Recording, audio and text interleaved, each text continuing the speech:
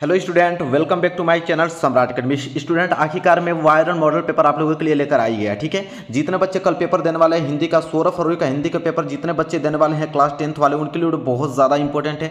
मैं viral model paper लेकर आ गया हूँ। जितने प्रश्न इसमें मोस्ट इंपोर्टेंट प्रश्न है, सारे प्रश्न आप लोगों को कल देखने को मिलेगा। ठीक है, एग्जाम में तो पूरे के पूरे इस मैं पेपर का सोल्यूशन कराने वाला हूँ। तो मेरे साथ पूरा का पूरा सोल्यूशन करके सारे क्वेश्चन याद कर लो। वीडियो को लाइक कर दो, चैनल पर ना तो चैनल को जरूर सब्सक्राइब कर लेना। एक एक प्रश्न समझ लो और यही प्रश्न आपके कल एग्जाम में आएंगे। सारे प्रश्न करके चले आना। ठीक है, पूर्णांक देखो 70 नंबर के पूछे जाएंगे। ठीक है, और 3 घंटे 15 मिनट का आप लोगों के पास समय रहेगा।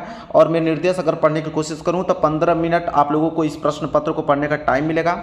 और जो प्रश्न पत्र है ना, 2 खंडों में विभाजित रहेगा, खंड अ में और खंड ब में। ठीक है, और खंड अ में जो होगा 20 नंबर के बहुविकल्पीय प्रश्न रहेंगे। ठीक है, जो कि आपको OMR शीट पर करने होंगे और काले बाल पॉइंट पेन से उसको सही विकल्प गोले को पूरा करना होगा। ठीक है, अगर चौथे निर्देश को मैं पढ़ूं तो चौथा निर्देश है कि जो खंड अ में बहुविकल्पीय प्रश्न होंगे उसको एक प्रश्न 1 नंबर के रहेंगे। ठीक है, मतलब 20 बहुविकल्पीय रहेंगे, 20 नंबर के रहेंगे। ठीक है, और इसके बाद अगर हम बात करें तो खंड अ के प्रश्नों को हल करने के लिए 1 घंटा का समय रहेगा और खंड ब के प्रश्नों को हल करने के लिए 2 घंटे के समय रहेंगे। ठीक है, और प्रत्येक प्रश्न के सामने उसके अंक निर्धारित किए गए हैं। चलिए सबसे पहले हम बहुविकल्पीय प्रश्न देख लेते हैं जो कि 20 नंबर के लिए आएंगे। अब पूरा का पूरा ये वायरल मॉडल पेपर है, पूरे के प्रश्न को तैयार कर लो और कल जाके पूरे में पूरे अंक लेकर चले आना। मेरे प्यारे बच्चों, बहुविकल्पीय प्रश्न में पहला प्रश्न यहाँ पे यह है। मैं थोड़ा बड़ा कर देता हूँ ताकि आपको पूरा स्पष्ट दिखे, क्योंकि सारे प्रश्न आपको याद होने चाहिए। पहला प्रश्न यह है कि बाबू गुलाब राय किस युग के लेखक हैं। बाबू गुलाब राय किस युग के लेखक हैं? अब भारतेंदु युग के, द्विवेदी युग के, शुक्ल युग के, शुक्लांतर युग के? मेरे प्यार बच्चों, इसका राइट आंसर हो जाएगा ऑप्शन नंबर बी। कौन से? द्विवेदी युग। बाबू गुलाब राय किस युग के लेखक हैं? द्विवेदी युग के लेखक हैं। ठीक है, और ये पूरे प्रश्न आपको याद होने चाहिए कल के पेपर में। चिंतामणि किस विधा की रचना है? निबंध विधा की, कविता विधा की, नाटक विधा की, कहानी विधा की? तो देखो, चिंतामणि किस विधा की रचना है? तो मेरे प्यार बच्चों, निबंध विधा की रचना है। ऑप्शन ए जो है इस प्रश्न का राइट आंसर हो जाएगा। आगे अगर हम बात करें तीसरा प्रश्न, देखो तीसरा प्रश्न क्या है। तीसरा प्रश्न मेरे प्यार बच्चों यह है कि गबन किसकी रचना है? गबन किसकी रचना है? मुंशी प्रेमचंद्र, जयशंकर प्रसाद, निराला जी, हरिकृष्ण प्रेमी?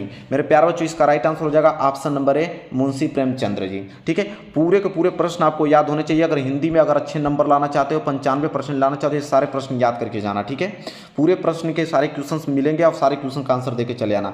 चौथा प्रश्न देखो, शुक्ल युग की समय अवधि कितनी है? शुक्ल युग की समय अवधि 1936 1943 तक, 1919 1938 तक, 1900 से 1918 तक, उपयुक्त में से कोई नहीं। मेरे प्यारे बच्चों, इसका राइट आंसर हो जाएगा ऑप्शन नंबर बी, 1919 से लेकर 1938 तक शुक्ल युग की काल अवधि मानी जाती है। ठीक है, आगे अगर हम बात करूं और पांचवा प्रश्न देखो, पांचवा प्रश्न क्या है? पांचवा प्रश्न है कि नीड का निर्माण फिर किस विधा की रचना है? जीवनी विधा की, आत्मकथा विधा की, साक्षात भेंटवार्ता विधा की रेखा चित्र? तो देखो, नीड का निर्माण फिर किस विधा की रचना है? तो मेरे प्यारे बच्चों, यह आत्मकथा विधा की रचना है। बी जो है इस प्रश्न का राइट आंसर हो जाएगा। चलो अगला प्रश्न देखो, अगला प्रश्न है प्रश्न नंबर 6वां। क्या है कि प्रिय प्रवास किस युग की रचना है? प्रिय प्रवास किस युग की रचना है? द्विवेदी युग, भारतेंदु युग, प्रगतिवादी युग, छायावादी युग? मेरे प्यारे बच्चों, क्वेश्चन नंबर 6 का ए जो है राइट आंसर हो जाएगा किस युग के? द्विवेदी युग। ठीक है, प्रिय प्रवास किस युग की रचना है? द्विवेदी युग की रचना है। आगे अगर हम बात करें, देखो प्रश्न नंबर 7वां क्या है? 7वां है कि मधुशाला किसकी रचना है? मधुशाला किसकी रचना है? रामधारी सिंह दिनकर जी की, हरिऔध की, हरिवंश राय बच्चन जी की, सुमित्रानंद पंत जी की? देखो, मधुशाला किसकी रचना है? मेरे प्यारे बच्चों, ऑप्शन नंबर सी पे क्लिक कर दो, हरिवंश राय बच्चन जी की यह रचना है। ठीक है, चलो आगे देखते हैं। एक भी प्रश्न मिस मत करना, सारे प्रश्न आपको याद होने चाहिए। 8वां प्रश्न है कि भारत भारती किसकी रचना है? तो देखो, भारत भारती किसकी रचना है? सियाराम शरण गुप्त जी की, मैथिली शरण गुप्त जी की, जयशंकर प्रसाद की, महादेवी वर्मा? तो देखो, भारत भारती किसकी रचना है? मेरे प्यारे बच्चों, ऑप्शन नंबर 20 प्रश्न का राइट आंसर होगा, मैथिली शरण गुप्त जी की रचना है। आगे अगर हम बात करें प्रश्न नंबर 9, देखो प्रश्न नंबर 9 है आधुनिक काल कब से कब तक है? सन 1943 से अब तक, 1643 ईस्वी से 1843 तक, सन 1918 से 1936 तक, 1936 से लेकर 1943 तक? देखो, आधुनिक काल कब से कब माना जाता है? तो ऑप्शन ए जो है इस प्रश्न का राइट आंसर हो जाएगा, सन 1943 से अब तक। ठीक है, आधुनिक काल माना जाता है। आगे हम बात करें प्रश्न नंबर 10वां जो है वह है मतीराम किस युग के कवि हैं? आधुनिक काल, आदिकाल, भक्ति काल, रीति काल? देखो, मतीराम किस युग के कवि हैं? तो मेरे प्यारे बच्चों, इसका राइट आंसर हो जाएगा ऑप्शन नंबर डी, रीति काल के कवि हैं। ठीक है, रीतिकाल युग के कवि हैं मतीराम। आगे अगर हम बात करें, देखो प्रश्न नंबर यहाँ पे 11, प्रश्न नंबर 11 है कि हास्य रस का स्थायी भाव, हास्य रस का स्थायी भाव है शोक, रति, हास, निर्वेद। तो देखो हास्य रस का स्थायी भाव हास होता है, इसलिए सी जो है मतलब तीसरा राइट आंसर हो जाएगा। चलो अगला प्रश्न देखते हैं, प्रश्न नंबर 12। ये एक भी प्रश्न मिस मत करना, सारे प्रश्न याद होने चाहिए। प्रश्न 12 है यहाँ पे मेरे प्यारे बच्चों कि सोहत ओढ़े पीत पट श्याम सलोने गात, मनो नीलमणि शैल पर आतप परियो प्रकाश। उपयुक्त पंक्ति में कौन सा अलंकार है ये बताना है। उपमा अलंकार है, उत्प्रेक्षा अलंकार है, कि रूपक अलंकार है, कि श्लेष अलंकार है। इसका राइट आंसर हो जाएगा ऑप्शन नंबर बी, उत्प्रेक्षा अलंकार है। तो 12 का बी जो है राइट आंसर हो जाएगा। आगे अगर हम बात करें तो देखो प्रश्न नंबर 13 क्या है। प्रश्न नंबर 13 है कि प्रश्न 13 है कि रोला छंद में कुल कितने चरण होते हैं? 3, 2, 4 कि 5? तो देखो रोला छंद में कुल कितने चरण होते हैं मेरे प्यारे बच्चों? कितने होते हैं? 4 होते हैं। रोला छंद में कुल कितने चरण होते हैं? 4 चरण होते हैं। आगे अगर हम बात करूं तो प्रश्न नंबर 14 देखो क्या है। प्रश्न नंबर 14, आकर्षण शब्द में किस उपसर्ग का प्रयोग किया गया है? आकर्षण शब्द में उपसर्ग वी का, मान का, अक का, आ का। तो देखो आ का प्रयोग किया गया, उपसर्ग आगे लगता है तो इसलिए आ जो है आगे लगा है, इसलिए क्या हो जाएगा? आ उपसर्ग हो जाएगा। तो मतलब इसका राइट आंसर चौथा हो जाएगा। चलो अगला प्रश्न देखो, प्रश्न नंबर 15, प्रत्यय में कितने भेद हैं? प्रत्यय के कितने भेद होते हैं पूछा है? 2, 5, 6, 3। इसका राइट आंसर हो जाएगा मेरे प्यारे बच्चों ए जो है राइट आंसर हो जाएगा। प्रत्यय के कितने भेद होते हैं? 2 भेद होते हैं। आगे अगर हम बात करें प्रश्न नंबर 16 देखो है, पीताम्बर में कौन सा समास है? पीताम्बर में कौन सा समास है? कर्मधारय, द्वंद्व समास, बहुव्रीहि समास, तत्पुरुष समास। तो पीताम्बर में कौन सा समास है मेरे प्यारे बच्चों? बहुव्रीहि समास का उदाहरण है। लेकिन याद रखना 2023 में जो पेपर होने वाला है कल, उसमें आपका 2 ही समास आएगा, या तो द्वंद्व समास या तो द्विगु समास आएगा, इतना याद रखना, ठीक है। चलो आगे हम बात करें प्रश्न नंबर 17 देखो क्या है। आंसू के तत्सम रूप है। आंसू के तत्सम रूप अछू होता है, सिंपल। 17 का ए जो है राइट आंसर हो जाएगा, ठीक है। आगे अगर हम बढ़ें प्रश्न नंबर 18 देखो क्या है। यड़ संधि का सूत्र है आदिगुण, अक सर्वे दीर्घ, इक्वड़ची की वृद्धि रेची। तो देखो यड़ संधि का जो सूत्र होता है वो होता है इक्वड़ची। क्या होता है? तीसरा जो है राइट आंसर हो जाएगा 18 का। आगे हम बात करें तो देखो 19वां प्रश्न क्या है कि फलस्य शब्द का वचन एवं विभक्ति है। फलस्य शब्द का वचन एवं विभक्ति, षष्ठी विभक्ति एक वचन, सप्तमी विभक्ति द्विवचन, षष्ठी विभक्ति बहुवचन की चतुर्थी विभक्ति बहुवचन। इसका राइट आंसर हो जाएगा ऑप्शन नंबर ए। फलस्य शब्द का बहुवचन क्या वचन क्या है? तो षष्ठी विभक्ति एक वचन है फलस्य का। चलो अगला प्रश्न 20वां देखो जो कि लास्ट प्रश्न है बहुविकल्पीय का। अपठत धातु का वचन एवं रूप है, मतलब पुरुष है।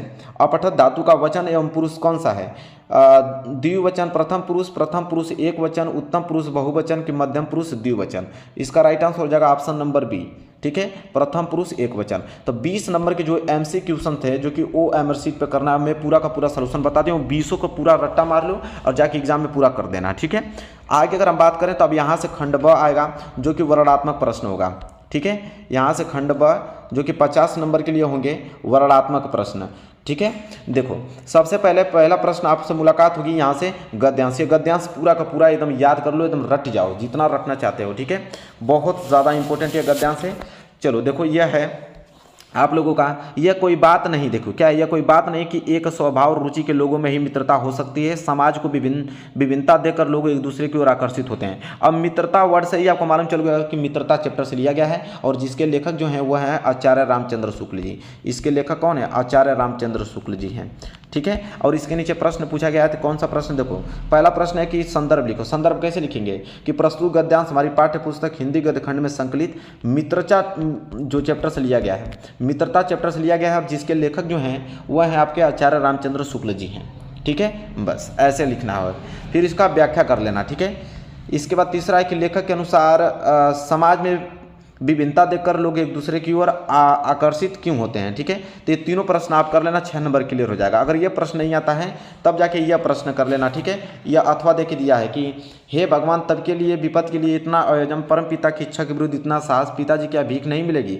मेरे प्यारे बच्चों ये जो गद्यांश है ये आपका जयशंकर प्रसाद जी इसको लिखे हैं और ममता चैप्टर से लिया गया है। जयशंकर प्रसाद जी इसको लिखे हैं। और किस चैप्टर से लिया गया है? ममता चैप्टर से लिया गया है। ये भी आप लोगों के लिए 6 नंबर के लिए पूछा जाएगा, तो दोनों में से कोई ये कर सकते हो। आगे हम बात करें दूसरा प्रश्न, तो पद्यांश आ गया। देखो पद्यांश, जो कि ये भी आप लोगों के लिए 6 नंबर के रहेगा। ये पद्यांश बहुत ज़्यादा इंपॉर्टेंट है मेरे प्यारे बच्चों। चरण कमल बंदो हरिराय जाकी कृपया पंगु गिरी लहो, अंधे को सब कुछ दर्शाई बहिरो सुने गूंग पुनि बोले, रंक चले सिर छत्र धराई, सूरदास स्वामी करुणा में बार बार बंदो होती ही पाई। मेरे प्यारे बच्चों, यह सूर सागर महाकाव्य से लिया गया है, जिसके जो कवि हैं, ठीक है, वो सूरदास जी हैं। ठीक है, तो सूरदास जी लिखे हैं, सूर सागर महाकाव्य से लिया गया है यह। ठीक है, चलिए इसको भी तैयार कर लेना, ये भी आप लोगों के लिए 6 नंबर के लिए पूछा जाएगा। ठीक है, और सारे प्रश्न तैयार कर लो, जाके चुपचाप छाप के चले आना। अगला प्रश्न देखो, अगर वो नहीं आता है तो ये प्रश्न कर लेना। सुनी सुंदर बैन सुधारस आने सयानी ये जानकी जनी भली। ठीक है, यह जो है ये तुलसीदास जी का है। ठीक है, तुलसीदास जी का है, और यह कवितावली से, हिंदी के कवितावली पाठ्य पुस्तक से काव्य खंड में संकलित से लिया गया है। और किस शीर्षक से लिया गया है? तो वन पथ पर। किस पे? वन पथ पर, याद कर लो। ठीक है, तो एकदम वायरल मॉडल पेपर आप लोगों को बता रहा हूँ, पूरा का पूरा एकदम आप लोगों को रटा होना चाहिए। तीसरा प्रश्न देखो यहाँ से, तीसरा प्रश्न है कि दिए गए गद्यांश में से किसी एक का संदर्भ सहित हिंदी में अनुवाद करना है। यह वाराणसी चैप्टर से लिया गया है, ऐसा नगरी भारतीय संस्कृति है।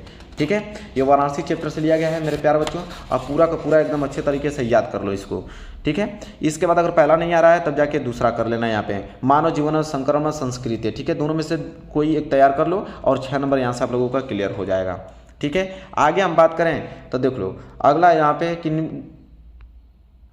दिए गए संस्कृत के पद्यांश में से किसी एक संदर्भ सहित हिंदी में अनुवाद करना है, जो कि यहाँ पे 5 नंबर के लिए आएगा। ठीक है, तो दोनों में से कोई एक पे करना है, दोनों आप लोग एकदम तैयार कर लो। मानो हित्वा प्रिय भंति क्रोध हितवान सोचती अकाम हितवावर्थम भवती लोग हितवा सुखी भवेत।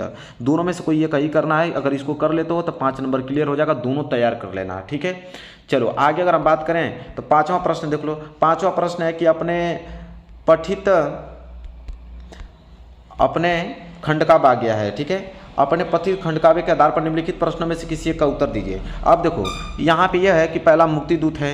ठीक है, इसके बाद दूसरा ज्योति जवाहर है, मेवाड़ मुकुट है, अग्र पूजा है, जय सुभाष खंडकाव्य है, मातृभूमि है, करण है, करमवीर है, तुमुल है। इसका मतलब यह है कि देखो क्वेश्चन बैंक में जाके देख लेना, अपने डिस्ट्रिक्ट वाइज ये आता है। आपके डिस्ट्रिक्ट से जो भी याद करना होगा वही आपको एग्जाम में लिखना है। तो क्वेश्चन बैंक से किताब से देख लेना कि आपके डिस्ट्रिक्ट में कौन सा खंडकाव्य पूछा जाता है, और वही याद करके चले जाना, वही लिख के चले आना कल। ठीक है, इसके बाद देखो जीवन परिचय। तो जीवन परिचय तो आप लोगों को पूरा रटा होना चाहिए, जो कि 5 नंबर के लिए पूछा जाएगा। तो यहाँ से 2 भी याद कर लो ना, एक आप आचार्य रामचंद्र शुक्ल जी के याद कर लीजिएगा, इन दोनों में से कोई एक याद कर लीजिए। मात्र 2 ही याद कर लोगे तो 5 नंबर यहाँ से आप लोगों का क्लियर हो जाएगा। इसी तरह ये भी फिक्स होता है। ठीक है, ये भी जीवन परिचय आप लोगों का कभी का फिक्स है।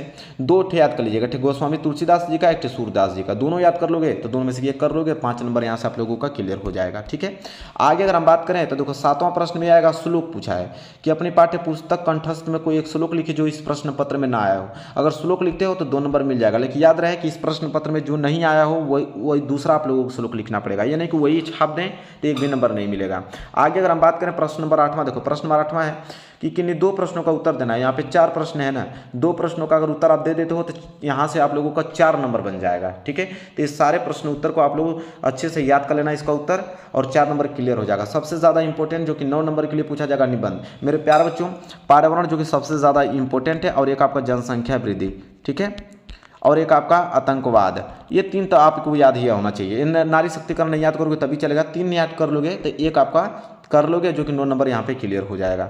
ठीक है, तो मेरे प्यार बच्चों देखो पूरा का पूरा वायरल मॉडल पेपर मैं आप लोगों को बता दिया हूँ, इसका पूरा का पूरा सलूशन भी बता दिया हूँ। बस जाके इन सब सारे क्वेश्चनों को याद कर लो और कल जाके एग्जाम में पूरा का पूरा छाप के चले आओ। तो आई होप आपको क्लियर हो गया होगा। इस वीडियो को शेयर कीजिए, सबके पास पहुँच जाए और सब लोग अच्छे मार्क्स से पास हों। ठीक है, वीडियो को लाइक कर दो, चैनल पर ना तो चैनल को सब्सक्राइब करके बेल आइकन को प्रेस कर लेना। मिलेंगे एक प्यारे से नेक्स्ट वीडियो में, तब तक के लिए धन्यवाद।